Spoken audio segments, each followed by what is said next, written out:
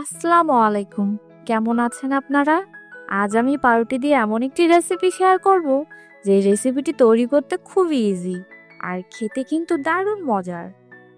তো চলুন তাহলে শুরু করা যাক। প্রথমে আমি বাটিতে একটি ডিম ভেঙে নিব আর তারপর দিয়ে দেব 2 চামচ গুঁড়া দুধ আর 2 চামচ চিনি। আর তারপর আমি দিয়ে দিচ্ছি আগে থেকে জাল করে ঘন করে রাখা 1 কাপ দুধ। এখানে দুধ অবশ্যই নরমাল হতে হবে, কারণ গরম দুধ হলে ডিম একদম ফেটে যাবে। এরপর একটি চামচ দিয়ে আমি সব উপকরণ খুব ভালোভাবে মিশিয়ে নিব।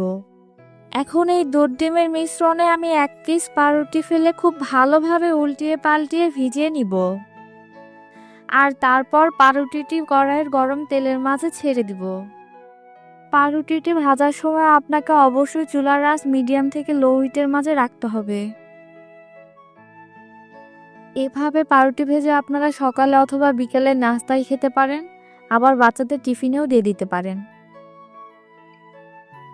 এই তো আমার পাউরুটি ভাজা হয়ে গিয়েছে, এখন আমি এটিকে নামিয়ে নিব।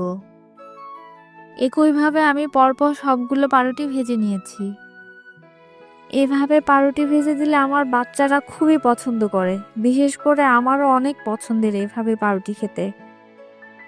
আর এভাবে পাউরুটি ভাজতে কোনো প্রকার ঝামেলা নাই বললেই চলে, তাই মাঝে মধ্যেই আমাদের এভাবে পাউরুটি করে খাওয়া হয়। আসলে আমি বলে বোঝাতে পারবো না এই পাউরুটিটি কতটা নরম আর কতটা যে মজার খেতে, আপনারা শুধুমাত্র খেলেই বুঝতে পারবেন। আজ তাহলে আসি। আমার পরবর্তী ভিডিও দেখার জন্য প্লিজ প্লিজ প্লিজ আমার ফেসবুক পেজটিকে ফলো দিয়ে আমার সাথেই থাকবেন, আর যদি পারেন আমার ইউটিউব চ্যানেলটিকেও সাবস্ক্রাইব করবেন। ভালো থাকবেন, সুস্থ থাকবেন। আল্লাহ হাফেজ।